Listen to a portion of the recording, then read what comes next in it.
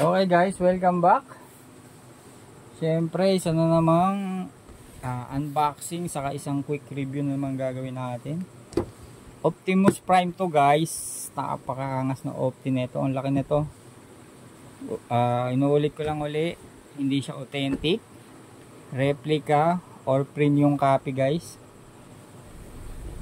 Kung bakit ko nasabing premium copy, mamaya makikita natin pag flex natin to. Okay guys, ito siya, si Opti. Naging track syempre siya. Okay, yung condition ng box medyo manipis compare sa mga authentic. Matik na yan guys, alam naman natin yan, mga nagkukulik ng premium copy of replica, saka sa mga nagkukulik ng authentic.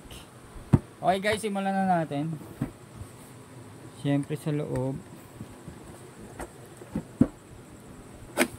siyempre may clamshell yan guys. Yan. Ang laki nito guys, malaki to ha. Malaki to yung si Opti guys. Siyempre yung kanyang manual, hindi natin mabubuong track yan pag wala tayong manual. Yan, mahalaga yan. Iingatan natin to guys. Safety muna natin. Una nating i-flex sa inyo ay isang super laki na weapon niya. Ang laki ng weapon guys. Isang dangkal. Ito yung kanyang weapon. Weapon ni Optimus Prime. Siyempre check yan pag may weapon. Okay, balik na natin.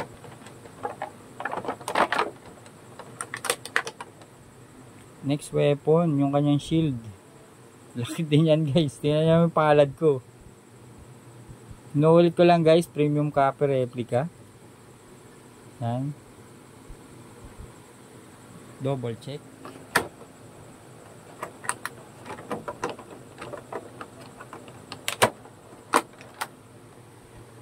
Siyempre yung ating bida. Ay rin pa pala, tatlo pala yung weapon niya guys. Triple check, isang malaking baril.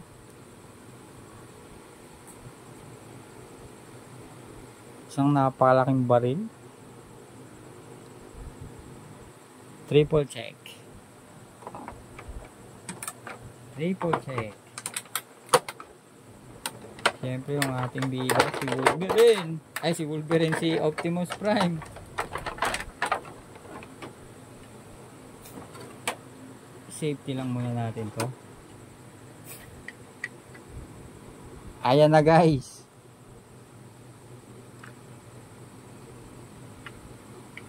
Ang bigat din ito guys. O diba?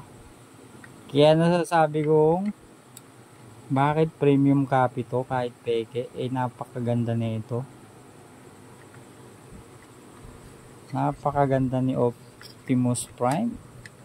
Napakalaki pa niyan.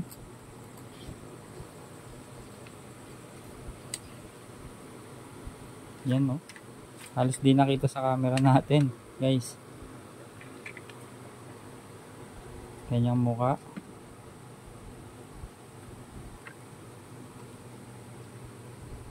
Kamay, paa hanggang binti. Tapos to guys, nabubuksan to. Yun no.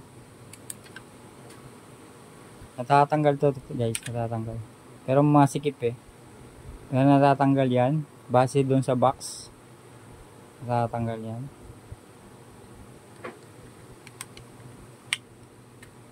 Okay. Ikutan natin ang camera yan guys.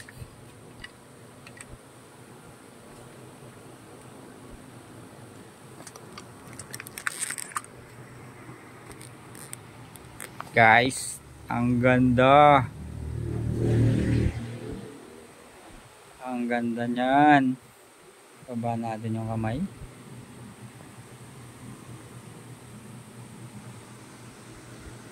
Ang ganda guys. All goods. Premium copy lang yan guys ha. Hindi yan authentic. Ang mahal ng authentic yan.